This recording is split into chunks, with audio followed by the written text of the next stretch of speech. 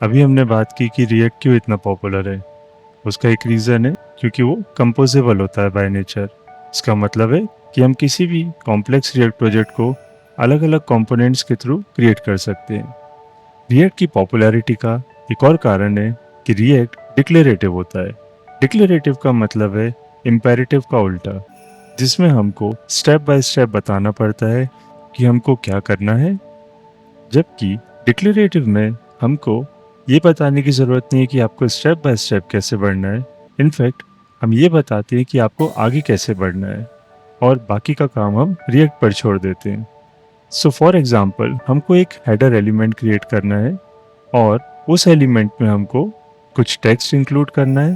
Then हमको उस header element को कुछ क्लास असाइन करनी है और उसके बाद उसको रूट एलिमेंट में एज अ चाइल्ड ऐड करना है।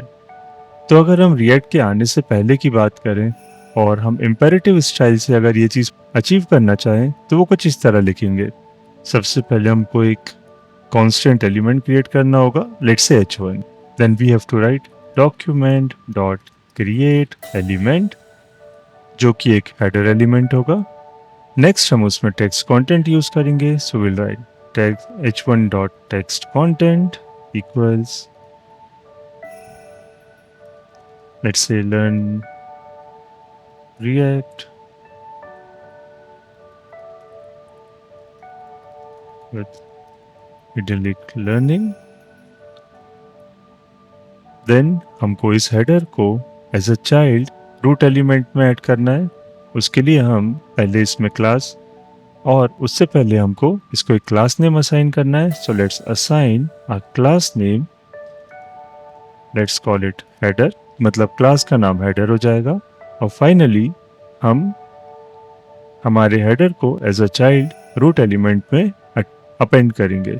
सो सबसे पहले उसके लिए हमको रूट एलिमेंट को फाइंड करना पड़ेगा, और हम उसको कैसे फाइंड करेंगे? By using document dot get element by ID, और उसमें हम आईडी पास करेंगे which is root. Now this is the same element जो कि हम ऑलरेडी इंडेक्स डॉट एचटीएमएल में डिफाइन कर चुके हैं। तो जब हम यहाँ पर एलिमेंट बाय आईडी रूट को सर्च कर रहे हैं तो हम इस डिव एलिमेंट की बात कर रहे हैं जिसकी आईडी रूट है। फाइनली इसमें हम अपेंड करेंगे एज अ चाइल्ड हमारे h1 को। तो जब हम प्रोग्राम रन करेंगे तब रिएक्ट h1 हेडर और उसमें प्रेजेंट कंटेंट को इस डिव के अंदर पास कर देगा। So let's run our program in pm run dev, और अगर हम हमारे वेब पेज में जाते हैं तो हमको हमारा कंटेंट डिस्प्ले हो रहा है। और उसके बाद डेवलपर कंसोल ओपन करते हैं, एलिमेंट्स में जाएंगे तो हमको हमारा डिव जिसकी आईडी रूट है डिस्प्ले हो रहा है। और उसको अगर हम एक्सपेंड करते हैं तो अब हमारा h1 जिसकी क्लास हेडर है और जिसमें ये कंटेंट है वो as a child element append हो चुका है। But again this is not the right way. यदि हमको इसमें मल्टीपल एलिमेंट्स ऐड करने हैं तो वो हम ऑलरेडी देख चुके हैं वो कितना ज़्यादा कॉम्प्लेक्स हो सकता है, और इसीलिए रिएक्ट इतना ज़्यादा पॉपुलर है क्योंकि रिएक्ट इम्पेरेटिव कोडिंग स्टाइल के बदले डिक्लेरेटिव स्टाइल को प्रिफर करता है। सो फॉर एग्जाम्पल यदि हम इसको कमेंट आउट करते हैं और सिंपल भाषा में समझते हैं तो हमको यदि रिएक्ट में कोई भी टैग ऐड करना है तो हम उसको सिंपली JSX फॉर्मेट में लिख सकते हैं। h1 टैग डिफाइन होगा जिसका क्लास नेम हेडर होगा और उसका कंटेंट होगा लर्न रिएक्ट विद लर्न। तो यहाँ पर जो हमने 3 लाइन में किया वो हमने JSX के थ्रू एक लाइन में अचीव कर लिया। एक बात और, यहाँ पर हम .jsx एक्सटेंशन का यूज़ कर रहे हैं।